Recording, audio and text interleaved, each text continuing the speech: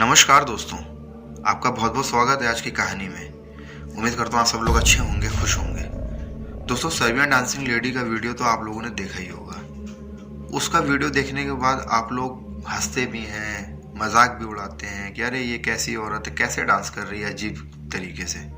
लेकिन क्या हो जब सर्बियन डांसिंग लेडी का सामना आपसे हो जाए। तो आज की जो मैं कहानी आप लोगों के लिए लेके आया हूँ वो एक ऐसी आत्मा से है जो सर्बियन डांसिंग लेडी की तरह ही डांस करती है और खून की प्यासी है और मारने को उतारू तक हो जाती है। तो चलिए दोस्तों, कहानी को शुरू करते हैं। उससे पहले अगर आप मेरे चैनल पे पहली बार आए तो प्लीज़ चैनल को सब्सक्राइब कीजिएगा, वीडियोस को लाइक कीजिएगा, शेयर कीजिएगा। दोस्तों, सन 2012 में अमित नाम का एक शख्स जो फैज़ाबाद का रहने वाला था, फैज़ाबाद में मेन शहर में रह के पढ़ाई कर रहा था अकेले एक रूम लेके। लेकिन गर्मियों की छुट्टियों में वो अपने दादा दादी के पास गांव जरूर जाता था, जहाँ पे उसके दादा दादी भी रहते थे, माँ बाप भी रहते थे, और फैज़ाबाद के मेन शहर में रह के वो पढ़ाई लिखाई कर रहा था।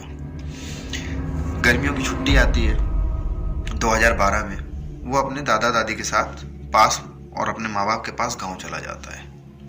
गाँव जाने के बाद जैसा कि लोगों के साथ, हर शख्स के साथ होता है, हर इंसान के साथ होता है कि गर्मियों के मौसम में आम का जो सीज़न होता है, लोग आम बहुत पसंद करते हैं। तो अमित भी आम बहुत ज़्यादा पसंद करता था और गर्मियों की छुट्टियों में जब पूरा समय वो वहीं बिताता था, क्योंकि पूरा सीज़न आम का ही रहता था।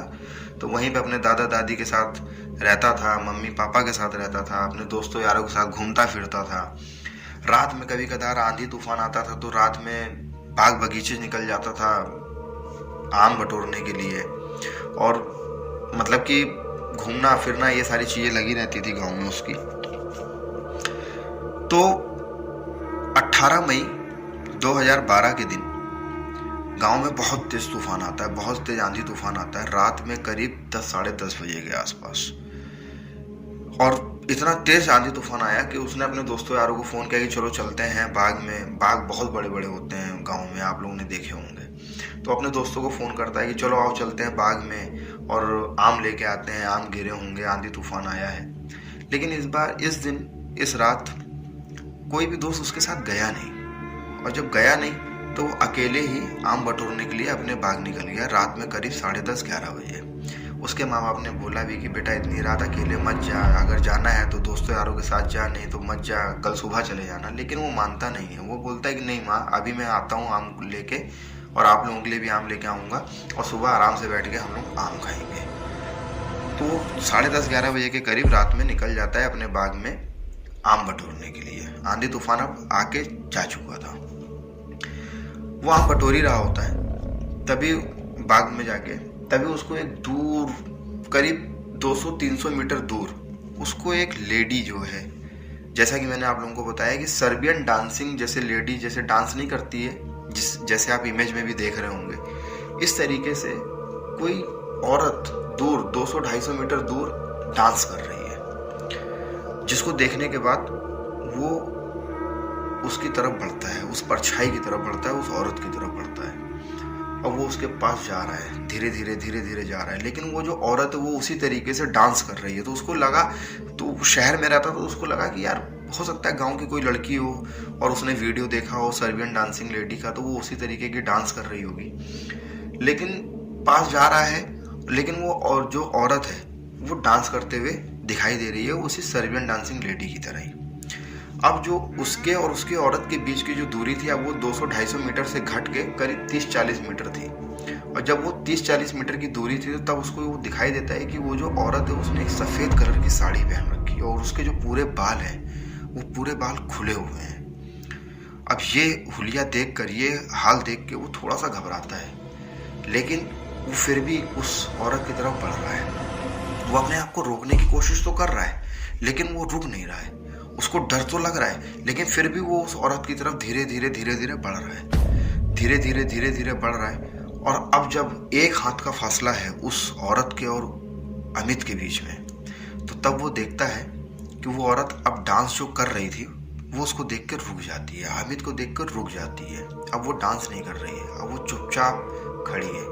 अब वो अमित उससे पूछता है कि अरे आप इतनी रात में यहाँ क्या कर रहे हैं? आपको मालूम नहीं है कि औरतों को नहीं आना चाहिए इतनी रात में बाग बगीचों में, आंधी तूफान आया, आप घर पे जाइए। वो उस औरत का कोई जवाब नहीं आता है, वो औरत कुछ जवाब नहीं दे रही है अब अमित को। लेकिन वो औरत उसको देख तो रही है, बाल पूरा उसके मुंह के सामने। फिर से अमित बोलता है कि क्या आपको क्या सुनाई नहीं दे रहा है, आप जाइए अपने घर पे, और इतनी रात आप क्यों आए हैं यहाँ पे बाग बगीचे में, जानवर घूमते हैं यहाँ पे, आप क्या कर रही हो यहाँ पे। इस बार वो औरत की गर्दन ऐसे धीरे धीरे धीरे धीरे टेढ़ी होती है, लेकिन वो अमित के ऊपर से उसकी नजर नहीं हट रही है, उसकी गर्दन टेढ़ी हो रही है। ये देखने के बाद अमित बहुत ज्यादा डर जाता है दोस्तों। अमित बहुत ज्यादा डरने के बाद वो देख रहा है, अब वो जो अमित है, उस जिस तरीके से उस औरत ने अपनी गर्दन टेढ़ी करी थी, धीरे धीरे अमित की गर्दन भी अपने आप टेढ़ी होती जा रही है। जैसा वो औरत कर रही है, अब अमित भी वैसा ही कर रहा है। अगर वो औरत हाथ उठा रही है तो अमित भी हाथ उठा रहा है। अगर वो औरत पीछे बढ़ रही है 2 कदम तो अमित भी पीछे बढ़ रहा है। अगर वो औरत 2 कदम आगे आ रही है तो वो अमित भी आगे आ रहा है। ये सब अब अमित के साथ हो रहा है, लेकिन वो अमित नहीं कर रहा है, वो औरत उससे करवा रही है। सब 5-10 मिनट बीतता है। 5-10 मिनट बीतने के बाद अमित अचानक से ऐसे फील होता है कि जैसे वो बहुत गहरी नींद से उठा है, और अब जब वो मतलब कि वो देखता है तो अब सामने कोई नहीं था। ये देखने के बाद अमित इतना डर चुका था, लिटरली बता रहा हूँ, इतना ज्यादा वो डर चुका था, वो सीधा घर की तरफ भागता है। और घर की तरफ भागता है और घर पहुंचने के बाद वो अपने माँ बाप को कुछ बताता नहीं है। लेकिन वो इतना डरा हुआ था, वो सीधा जाता है अपने रूम में जाके सो जाता है। अगले दिन सुबह होती है। अब वो कोई भी ये सारी बातें वो किसी से शेयर नहीं करता है। लेकिन जब सुबह होती है और उसके जो दोस्त यार थे, जब वो मिलते हैं तो वो अपने दोस्तों यारों को सारी बात बताता है। उसके दोस्त यार उसका मजाक उड़ाते हैं कि अरे तेरा कुछ ऐसा कुछ भ्रम होगा, तू कहाँ है इन सब चीज़ों में पड़ रहा है, भूत प्रेत आत्मा ये सब कुछ नहीं होती है। अब ये सब करते गुराते पूरा दिन बीतता है और रात फिर होती है। और इस बार जैसे कि हमेशा की तरह रात में घूमने के लिए बाग में वो जाता था, लेकिन इस बार वो अपने दोस्तों के साथ नहीं गया। इस बार वो फिर से अकेले जाता है। रात में करीब 11 बजे के आसपास अपने रूम से उठता है और रूम से उठने के बाद बाग में पहुंच जाता है। बाग में पहुंचने के बाद सीधा वो उसी जगह पे जाके खड़ा हो जाता है जिस जगह पे वो औरत उसको मिली थी पिछली रात। और उस जगह पे जाने के बाद वो औरत और अमित दोनों फिर से आमने सामने खड़े हैं। और अब वो औरत भी सर्वेंट डांसिंग लेडी की तरह ही डांस कर रही है और वो अमित भी इसी तरीके से उसके साथ डांस कर रहा है। ये सब चीज़ें दोनों कर रहे हैं।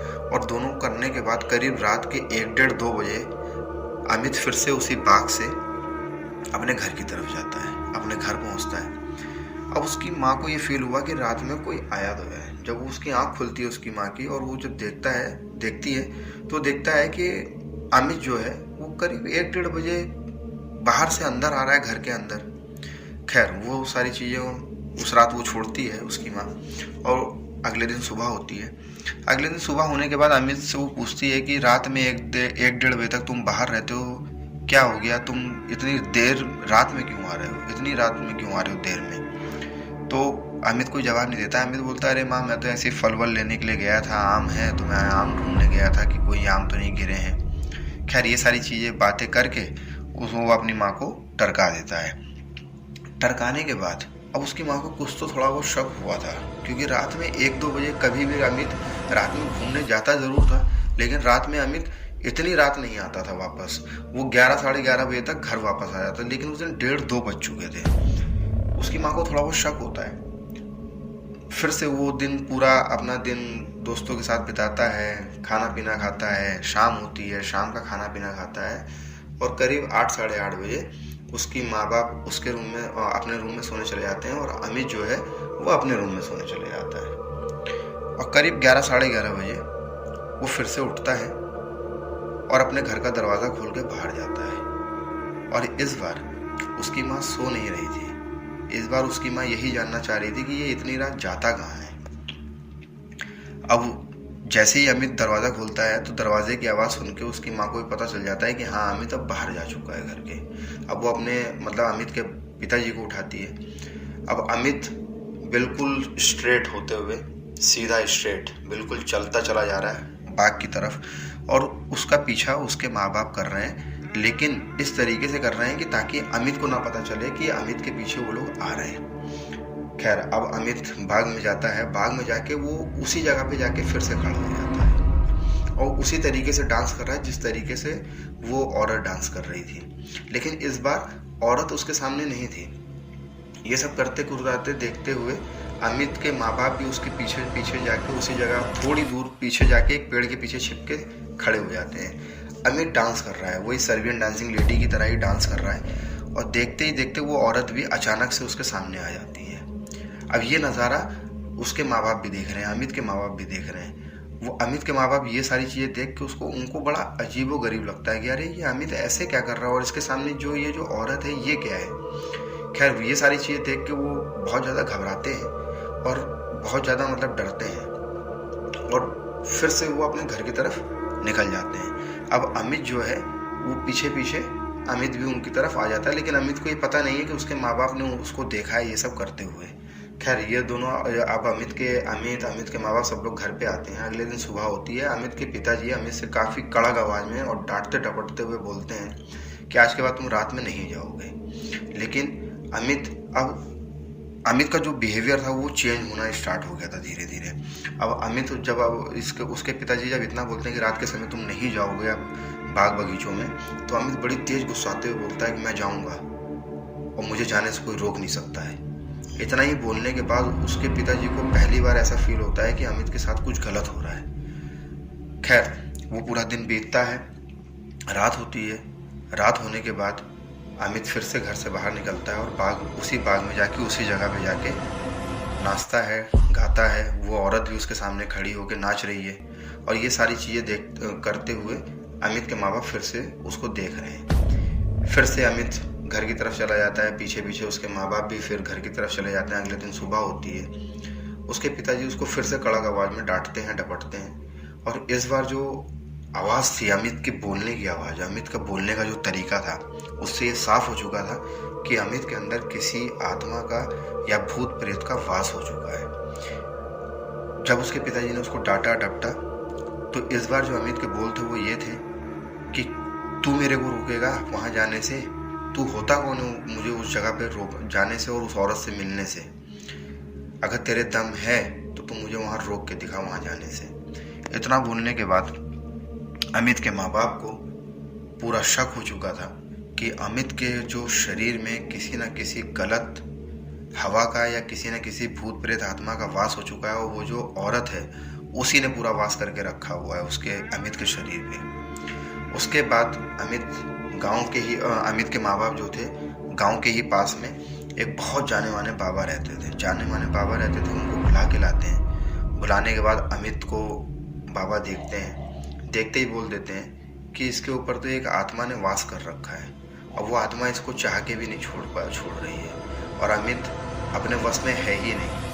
इतना बोलने के बाद अमित के माँ बाप बोलते हैं, काफ़ी डरते हैं, और अमित के माँ बाप उस बाबा जी से बोलते हैं कि कुछ करिए और हमारे बेटे को छुटकारा दिलाइए इस गलत आत्मा से या इस भूत प्रेत से। उसके बाद बाबा जो हैं अमित के माँ बाप को बोलते हैं कि अमित को किसी रस्सी से बांध दो, और रस्सी से बांधने के बाद अब इसको उस जगह पे जाने नहीं दिया जा रहेगा। और फिर उसके बाद वो पूजा पाठ शुरू करते हैं। पूजा पाठ करते कराते कम से कम 10-15 दिन की पूजा पाठ करते हैं, कथा सुनते हैं, भागवत सारा सब कुछ कराते हैं, और भूत प्रेत आत्माओं का पूरा झाड़ फूक ये सब किया जाता है। उसके बाद धीरे धीरे अमित के जो शरीर था, जो ढल रहा था पूरा शरीर, उसमें थोड़ा थोड़ा सुधार आना शुरू होता है। सुधार आने के बाद अमित करीब 1 से 1.5 महीने के बाद वो बिल्कुल पूरी तरीके से नॉर्मल होता है। नॉर्मल होने के बाद जब उसके माँ बाप उससे पूछते हैं सारी चीज़ें, तो अमित बोलता है कि मुझे तो कुछ पता ही नहीं है, मेरे साथ ऐसा भी कुछ हो रहा था, क्योंकि मैं अपने होशो हवासों में था ही नहीं, मैं क्या कर रहा हूँ मुझे यही नहीं पता था। खैर, ज़्यादा प्रेशर देना नहीं चाहते थे अमित के माँ बाप अमित के ऊपर। फिर उसके माँ बाप उसको समझाते हैं कि अब रात में इतनी रात बाग बगीचे में मत जाना।